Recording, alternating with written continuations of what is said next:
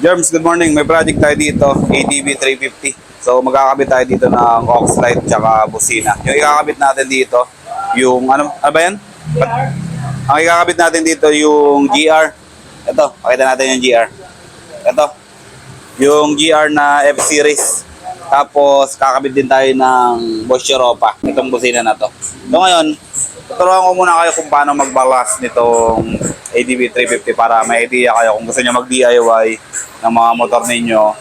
Magkakaroon kayo ng idea kung paano nyo magbabaklas ng mabilis yung kaha nitong ADB 350. Okay?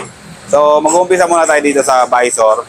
Ito muna yung tatanggalin natin para makabuelo tayo. Para sa mga beginner kasi, mahirapan kayo kung nandito tong visor na to. So babaklasin muna natin yan. And then yung dalawang gilid dito, ito yung next step na babaklasin natin. Papakita ko sa inyo mamaya kung paano babaklasin yan. Tapos yung kabilang gilid. Ayan, pag nabaklas nyo na yan, pwede na tayo mag-start dito sa side na to, tsaka sa side na to. Sige, kuya.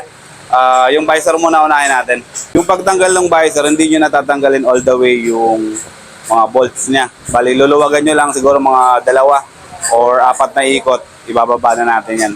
Luluwag na rin naman kasi yung rubber niya sa likod. Okay, so ganun lang. Binaba lang ng konti yung visor tapos hihilahin na lang yan. O, diba? So, sobrang dali lang tanggalin yung visor. Ang purpose natin, kaya natin tinatanggal yung visor para maging safe yung visor na yun kasi madali siyang magasgas, madali mabasag. Yung panel kasi, tatanggalin din natin to. So, hindi siya pwedeng nandun. Baka bumagsak or tumagilid yung panel natin. Madadamage yung visor natin. Okay, next step na tatanggalin natin, ito yung sinasabi ko sa inyo. Itong parang palikpik na to. Meron tong tornilyo sa ilalim, isa. Dito. Meron yung tornilyo dyan. Ayan, nakikita nyo yan. Kailangan nyo tanggalin yan gamit yung Phillips screwdriver. Matatanggalan natin yan. Saglit na saglit lang naman tanggalin yan. Isang tornilyo lang yung kailangan natin tanggalin dyan. Mababaklas na natin yung gilid na to. Sa kabila ganun din. Tatanggalin na rin natin yung Phillips doon. Phillips screw. Okay. O, tanggal na. Ngayon, ang pagbaklas nito, ano lang, kailangan lang ng konting pwersa. Ayan o, natatanggal na siya kaagad. O, ganun lang. Patingin ako ng likod ko ya. Ito, wala naman tong blue clip.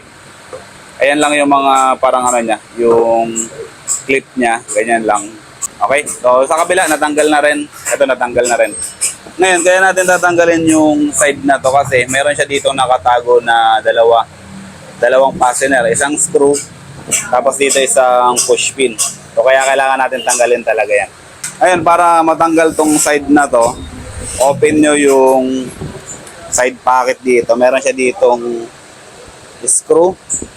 Yan, meron siya diyang Phillips screw. Tapos dito sa baba, meron siyang push pin. Yan, kailangan tanggalin yan. Tanggalin muna natin yung Phillips screw dito sa baba. Tapos yung push pin dito. Hindi na yan. Ito muna. Yan. Tapos ito, yung push pin tsaka Phillips screw niya. Kitang-kita yung ano ni Kuya Mike, yung noo. Ay, yung ano. Nipis na talaga. Hindi na lang ang armor. Lagi nang sisipunin to. Ayan, tanggalin din natin yung push pin dyan.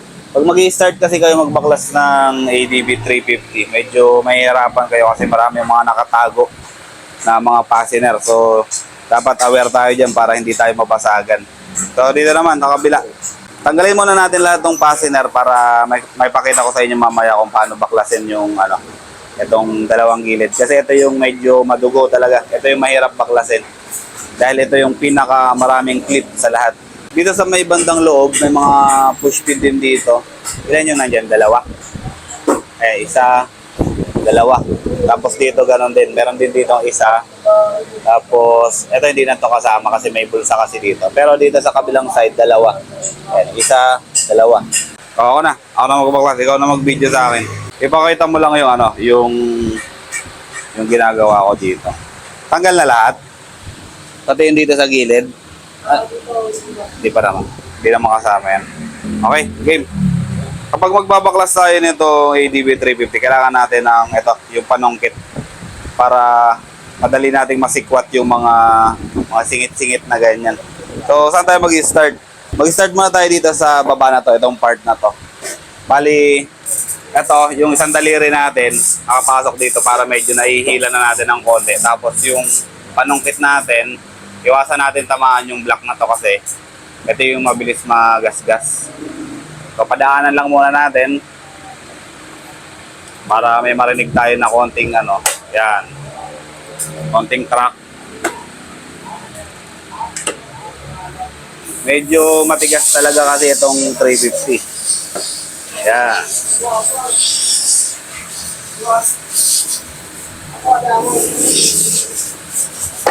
Okay. Ulitin ko iwasan nyo matamaan ng panungkit to kasi mabilis siya magasgas. Next natin, dito naman sa ibabaw. Dito sa ibabaw, meron siyang mga blue clip dito na padiretsyong ganun. So yung hila natin sa kaha, dapat papalayo. Okay? Yo.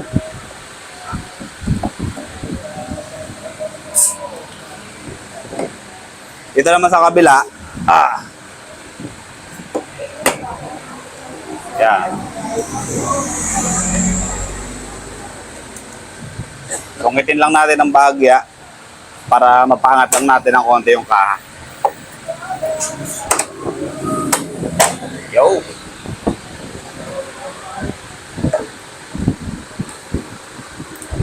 So, ayan. Okay na yung kaha, nabaklas na natin. Ito yung mga sinasabi ko sa inyo na mga blue clip.